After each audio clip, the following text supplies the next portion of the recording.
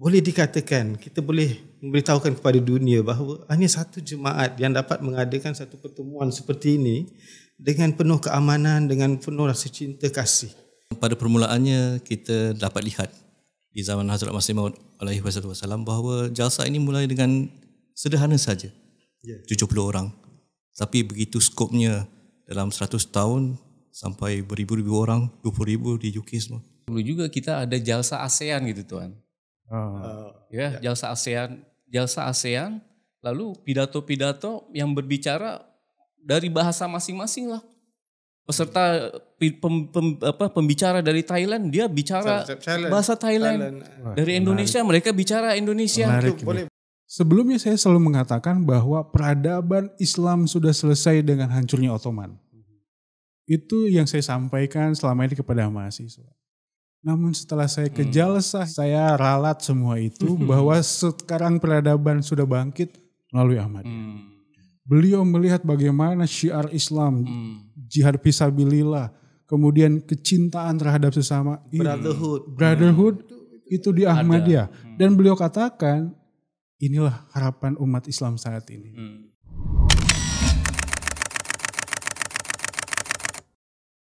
Assalamualaikum warahmatullahi wabarakatuh. Waalaikumsalam warahmatullahi Asyhadu an la ilaha illallah wahdahu la syarikalah wa asyhadu anna Muhammadan abduhu wa rasuluh.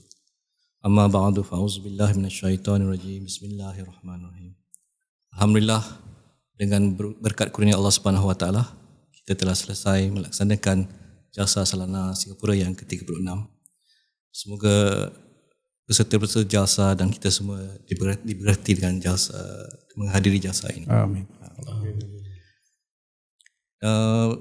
Dalam perbincangan di sini kita ingin diskusi free and easy tentang apa yang kita dapat terima daripada jalsa Salana Singapura ini, dan mungkin ke depan ini adalah jalsa Salana Hazrat Masih Maud alaihi wasallam. Adakah membuat impact dalam masyarakat umum, bagaimana ia boleh, dan juga menuju kepada keamanan, kesejahteraan dunia, bagaimana jalsa ini boleh diarahkan, ditujukan kepada arah itu.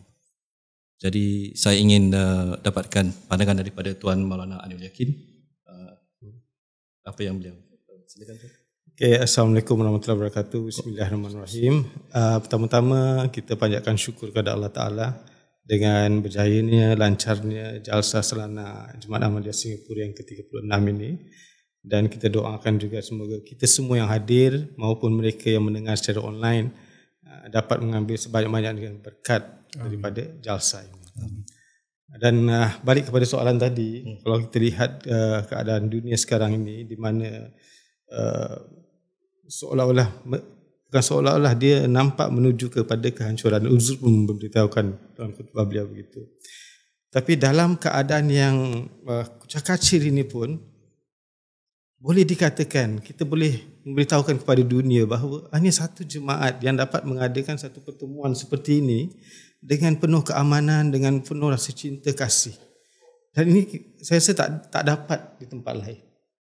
Dan ini semua seperti mana Allah Ta'ala berfirman dalam Quran, Zalika fadlullahi yuti ma yasha. Kurnia ini diberikan kepada jemaat. Ini yang saya dapat rasakan. Dan saya melihat di mana-mana ada jalsa, baru-baru ini pun saya hadir kat Jerman, penuh keamanan, penuh rasa cinta, dan itu yang dapat kita rasakan di mana-mana kita adakan jalsa. Dan seperti mana saya katakan tadi, tak ada kita dapat di tempat lain. Dan ini yang membuka mata orang luar di sana. Seperti mana pagi tadi pun ada seorang anak muda dari Singapura kan, dia pun merasakan perkara itu, bahawa dia dapat lihat pertemuan ini lain daripada yang lain. Kalau kita lihat pertemuan mungkin di organisasi-organisasi lain, mereka lebih mengutarakan kebencian, menghancurkan kaum ini, bangsa ini. Tapi kita tidak. Kita mengajar kepada dunia bahawa kita ciptakan kasih sayang, bangkitkan kecintaan itu dalam diri umat manusia. Inilah kelainan yang ada dalam pertemuan jemaat. pertemuan jalsa. Sebab itulah Hazrat Masih Maud SAW bersabda bahawa jangan kamu anggap pertemuan jalsa ni satu pertemuan yang biasa-biasa. Tidak. Dia satu pertemuan yang memang pada ujungnya dia akan menceritakan cinta, kasih dan sayang.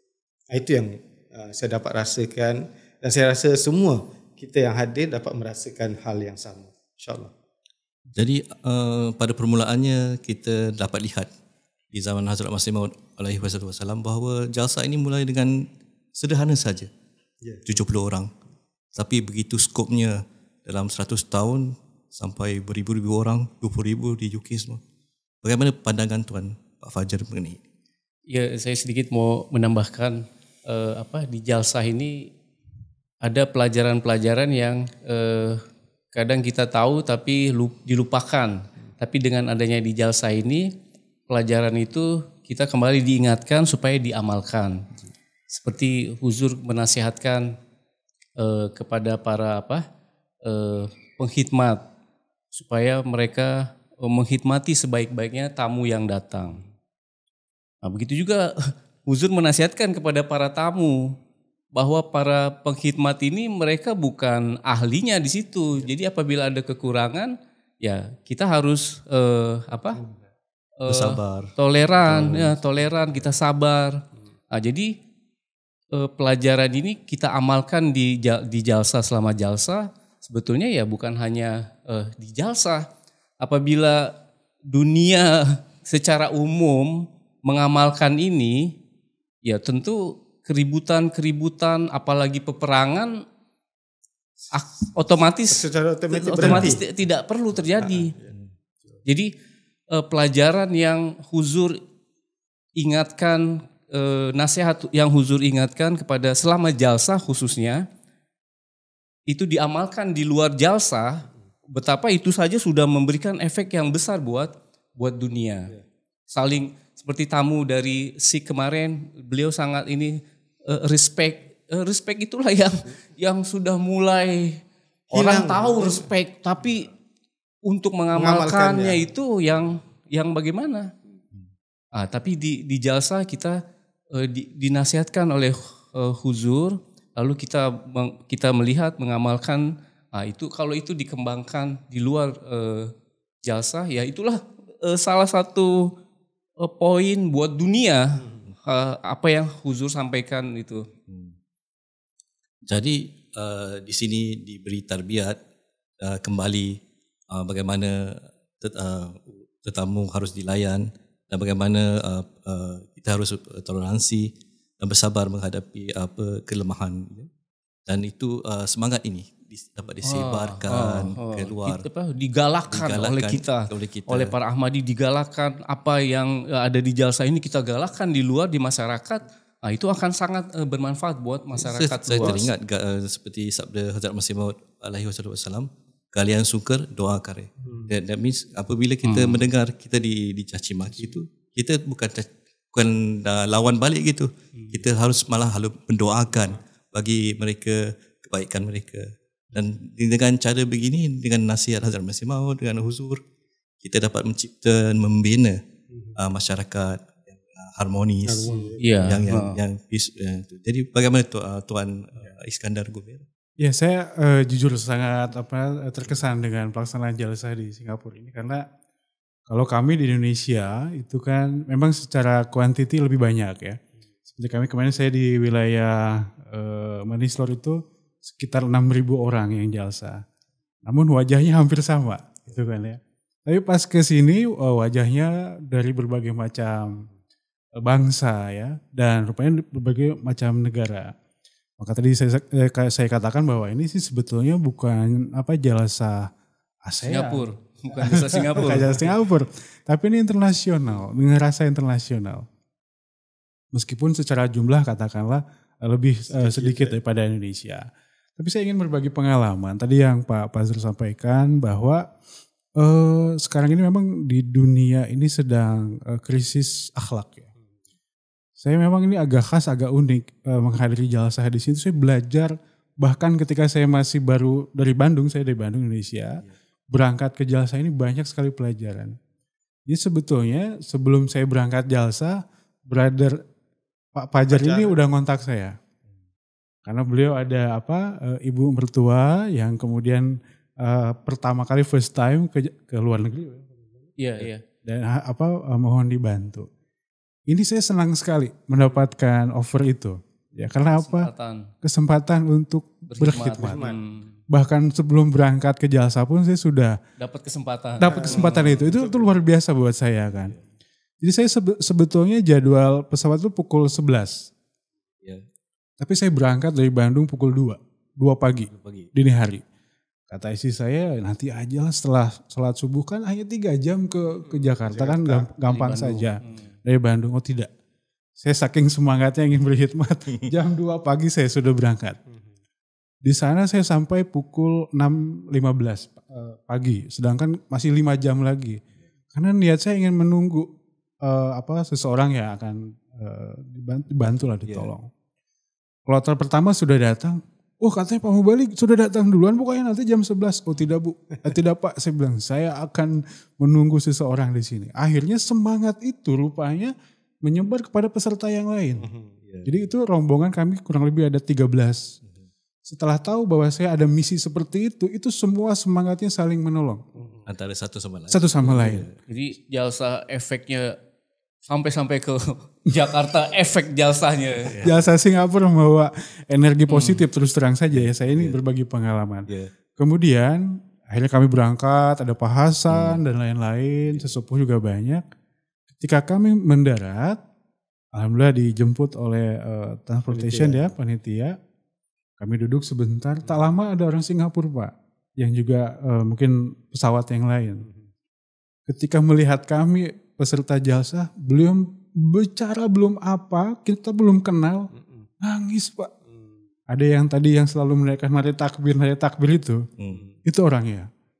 Dia tiba-tiba menangis. Kalau bukan karena jemaat kita tidak akan berjumpa, kita tidak akan ada ikatan kasih sayang. Saya pun akhirnya itu terbawa sedih juga gitu yang lihat beliau yang dari hati gitu. Nah, ini yang sebetulnya yang didambakan oleh dunia Pak. Ya, karena itu yang hilang sebenarnya. Betul Pak. Kasih sayang, kecintaan itu yang hilang. Dan itu diciptakan bukan rekayasa ya. Betul. Tapi itu dari hati. Dari hati ya. Dan itu Allah Ta'ala yang ciptakan. Betul. Dan itu hanya boleh kita rasakan sesama kita jemaat ini. Karena hati kita ini sudah dijahit oleh Hazrat Masih Maud SAW dengan kecintaan. Betul. Itu yang hilang dan itu yang dikembalikan kepada dunia oleh Hazrat Masih Maud SAW. Saya teringat interview Tuan Hazrat Khalifah Masih Salis di Swiss. Dia diinterview oleh reporter, how are you going to win the people? We are going to win their hearts. Yes. Jadi di situ beliau waktu meletakkan fondasi Masjid Basyarat di Spain, beliau kasihkan moto jemaat love for all, hatred for none. Betul-betul tepat itu moto bahawa kecintaan lah kita akan menang lagi, kecintaan menang hati, menaklukkan hati dengan cinta. Karena itu juga Rasulullah SAW fa'alafa baina qulubikum fa'asbahtum bi ni'mati ikhwana. Itu kalau umat Islam khususnya sedar kedatangan Rasulullah SAW itu membawa kecintaan. Kalau ini mereka sedar, tidak ada lagi peperangan. InsyaAllah. Ya, seperti inilah contohnya kita dalam hal lain ya. Indonesia dengan Malaysia dalam hal lain seperti musuh bebuyutan sepak bola begitu ya. Maksudnya tidak sehat lah gitu. Apalah perlunya tapi sehingga bermusuhan gitu. Tapi di dalam jemaat itu luntur gitu. Luntur semua. Yang ada saling saling mencintai yang ada. Malah rasa rindu. Iya. Kapan mau jumpa lagi? Lupa di luar itu bermusuhan dia. Tapi di dalam jemaat itu luntur gitu. Tahirkat tetap dimaukan. Iya. Nanti kita seperti mana salah seorang khudam Ansar kita bagi tahu untuk mengeratkan lagi hubungan antara sesama jemaat Indonesia, Singapura, Malaysia, Cambodia ni. Kita akan wujudkan balik itu piala Tahir Cup football. Itu salah satu insya-Allah. Saya rasa jemaat Singapura pun mungkin akan berikan perhatian juga. Tadi disinggung masalah jalsa apa? Ini jalsa Singapura tapi kayak seperti jalsa ASEAN atau internasional. Ya. Tapi ya memang perlu juga kita ada jalsa ASEAN gitu Tuan. Ya, jalsa ASEAN, lalu pidato-pidato yang berbicara dari bahasa masing-masing lah. Peserta pembicara dari Thailand dia bicara bahasa Thailand. Dari Indonesia mereka bicara Indonesia. Boleh Dari Kamboja mereka bahasa Kamboja. Iya. Nah, jadi kita jalsa ASEAN Di Singapura. Ya itu berikutnya lah di Singapura kah, di Malaysia kah, boleh di dibincangkan Kamboja kah. Iya. Seperti kan kalau ASEAN ada ASEAN Summit, nah, kita pun boleh juga jemaat jalsa ASEAN.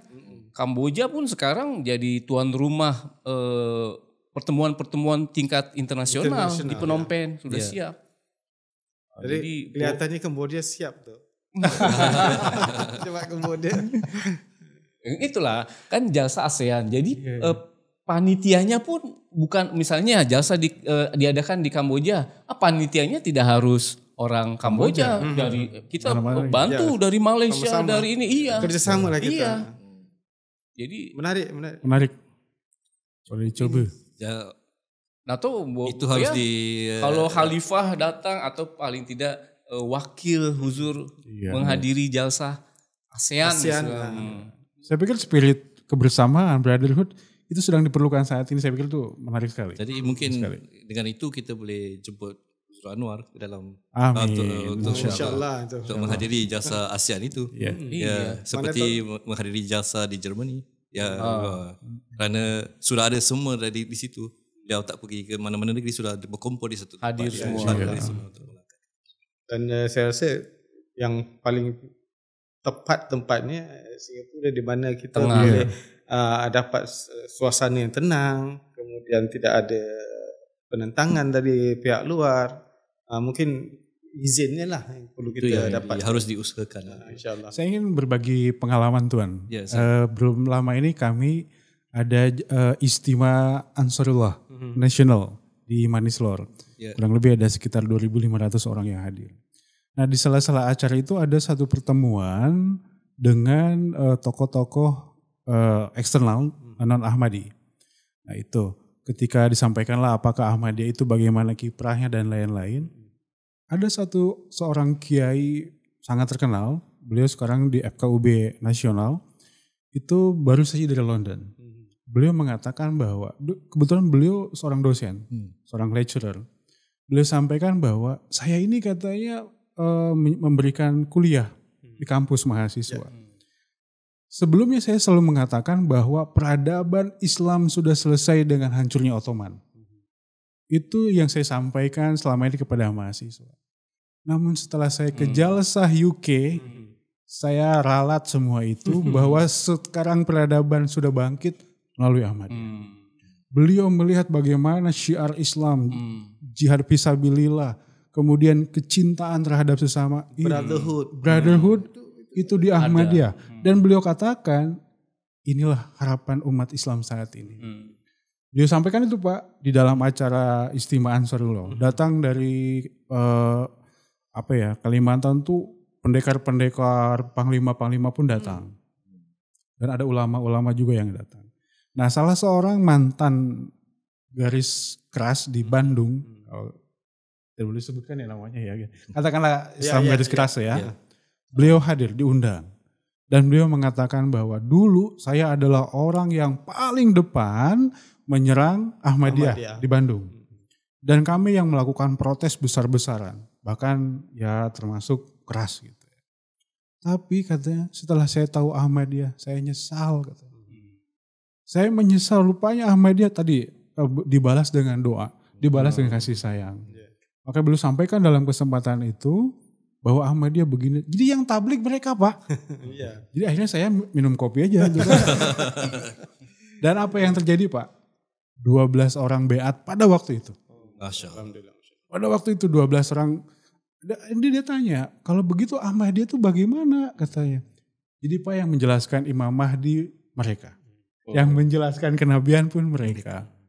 Dan dengan karunia Allah pada malam itu 12 beat. Tuan minum kopi saja. Jadi itu kan dapat Tuan minum kopi itu berkat jalsa. Jalsa UK kan, dihantar ke jalsa UK. Betul. Dan balik perubahan. Berubah. Itu berkat jalsa juga. Ya. Yang saya menarik adalah tadi dikatakan oleh beliau, selama ini kita menyangka peradaban Islam sudah runtuh dengan runtuhnya Ottoman. Rupanya tidak. Beliau mengatakan ini katanya kebangkitan Islam dan harapan kemenangan Islam. Masya Allah, kami bangga sekali waktu beliau sampaikan. Dan beliau diterima huzur secara private, Pak. Dan disampaikan bagaimana Ahmadiyah di Indonesia. Beliau dari perwakilan apa? Beliau itu FKUB, Forum Kerukunan Umat Beragama. Beliau sudah menghadiri berbagai forum, beliau merasa hilang peradaban itu tak ada. Tapi begitu dia menghadiri jemaah, rupanya ini dia yang hilang itu. Betul. Jadi beliau bukan saja boleh dikatakan beliau mencari-cari itu sampai baru jumpa, bukan saja begitu saja kan. Betul. Dan ada juga seorang profesor guru besar Unpad Bandung, Mbak. Beliau pun hadir dalam acara Kemajelis Istimewa itu dan beliau pun menambahkan betapa memang pada akhirnya saat ini yang bisa bahkan menyelesaikan konflik antara, katakanlah beliau sampai katakan Palestina dan Israel hanya Ahmadiyah. Beliau sampaikan bahkan katanya Ahmadiyah sudah punya masjid di Israel dan damai aman. Waduh, Masya Allah, saya bilang ini memang sudah waktunya ketika Hamas dan Israel mereka bunuh-bunuhan kan di masjid kita ada pertemuan, diundang lah orang Yahudi, masyarakat Yahudi, masyarakat Muslim. Mereka malah ramah tamah, mereka makan minum bersama-sama. Betul. Sebenarnya kita di Malaysia sebenarnya kita rasa cemburu lah dengan Indonesia yang mempunyai orang-orang seperti itu berani bercakap berkenaan dengan Ahmadiyah. Kita mengharapkan juga di Malaysia satu masa nanti ada orang-orang seperti itu yang kerana mereka ni terlampau rigid ya. Bila dengar Ahmadiyah masih okey lagi, tapi bila Qadiani. Kita kata Ahmadiyah itulah Qadiani. Jadi langsung mundur mereka ke belakang. Jadi kita harapkan seperti Indonesia boleh bawa orang-orang tamu-tamu luar hadir ke jalsa dan mereka membawa satu berita baru untuk bangsa mereka sendiri. Kita harapkan juga mungkin Malaysia, Indonesia, Singapura ada orang seperti itu yang boleh hadir ke jalsa kita dan bawa satu berita yang baru yang menggembirakan untuk kemajuan Islam sejagat. Jadi di sini kita lihat berkat doa Hazrat Masih Maud alaihi wasallam bagi peserta jalsa dan bagi jalsa Sanadullah sendiri. Jadi sebagai penutupan, jadi saya ingin mendapatkan kata akhir dari tuan-tuan untuk Pak Ainul dulu. Saya seperti mana Huzur pun bila setelah habis jalsa kan beliau akan sampaikan dalam khutbah masukan-masukan daripada orang-orang gair apa yang mereka dapat sebenarnya dalam jalsa itu. Nah, saya selalu tertarik bila Huzur mengatakan ada orang yang memberikan kemasukan bahawa dia melihat yang bekerja, yang bertugas itu selama jalsa itu bukan manusia. Malaikat angels. Dan itu yang kita harus selalu hidupkan dalam diri kita. Walaupun jalsa dah habis, tadi pun Tuan ada katakan tadi, jalsa dah selesai, tapi tanggungjawab kita yang pekerjaan-pekerjaan yang kita lakukan selama jalsa itu kita terus lanjutkan. Jangan terbatas hari jalsa saja. Begitu juga tahajud kita, solat 5 waktu kita, itu kita harus, kadang-kadang kita melihat ini kekurangan mungkin ada dalam diri kita. Bila habis jalsa kita lupa tahajud pun kita lupa, kadang-kadang kita lalai. Jadi ini yang harus kita hidupkan selalu dalam diri kita. Saya nasihatkan diri saya dan semualah yang mendengar ini, mesej ini, supaya apa yang kita laksanakan, lakukan, perkhidmatan yang kita lakukan, ibadat yang kita lakukan selama jalsa ini, kita haruslah hidupkan di hari-hari selain daripada jalsa. InsyaAllah berkat itu akan sentiasa turun ke atas kita, insyaAllah. Jadi tarbiyat di jalsa ini harus diteruskan sampai jalsa yang tahun depan. Mungkin gitu. Ya, Tuan Pak Fajar. Ya seperti Tuan Atta sampaikan bahwa jalsa kita ini jalsa Hazrat Masih Maud alaihissalam. Walaupun sudah 100 tahun yang lalu lebih, lalu dulu di Kadian, sekarang kita melaksanakan jalsa di Singapura. Tapi Hazrat Masih Maud alaihissalam mendoakan jalsa beliau. Jadi sekarang walaupun bukan di Kadian, ribuan kilometer dari Kadian tempatnya, lalu sudah berlalu 100 tahun lebih juga secara waktu, tapi berkat-berkat yang Hazrat Masih Maud sampaikan itu seperti Allah Ta'ala berfirman, kalau kamu mencoba menghitung nikmat-nikmat Allah, kamu tidak akan bisa. Begitu juga karunia yang kita dapatkan di jalsa ini, ya kita tidak bisa menghitung karunia-karunianya. Seperti tadi beliau sampaikan, beliau belum sampai saja sudah mendapatkan kesempatan untuk berkhidmat.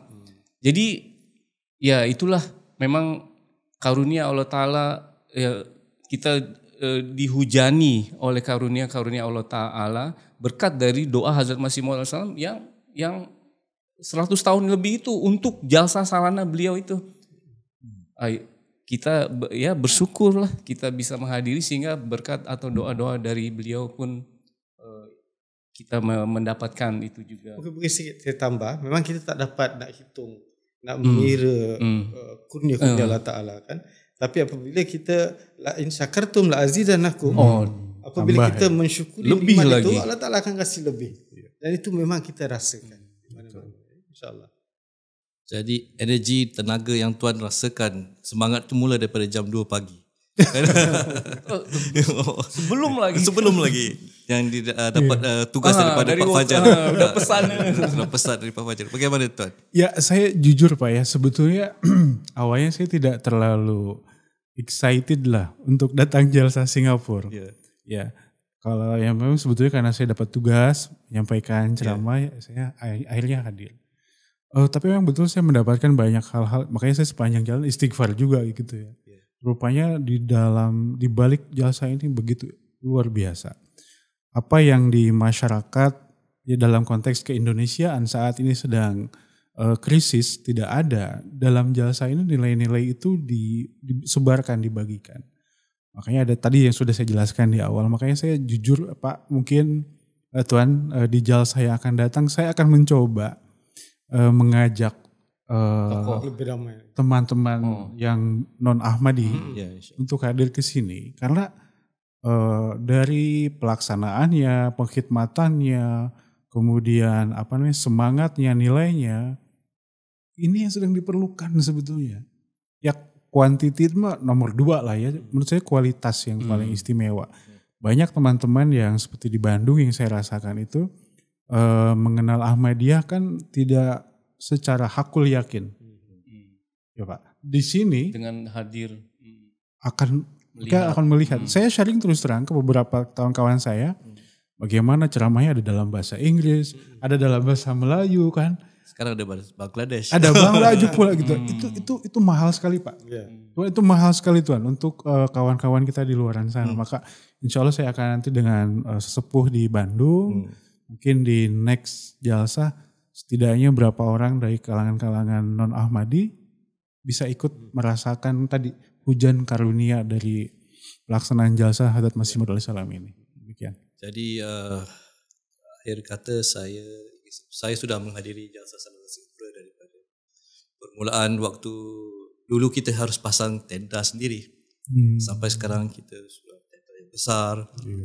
Jadi dari satu jalsa ke satu jalsa saya rasakan perubahan satu meningkat sampai sekarang kemajuannya meningkat sampai ini. Jadi itu adalah berkat ketulusan berkhidmat kepada jemaat, anggota jemaat yang bertiada, dan mereka pun berdoa dan berusaha dan cuba untuk kelemahan kesalahan yang mereka ada tu dari harap dimaafkan lah.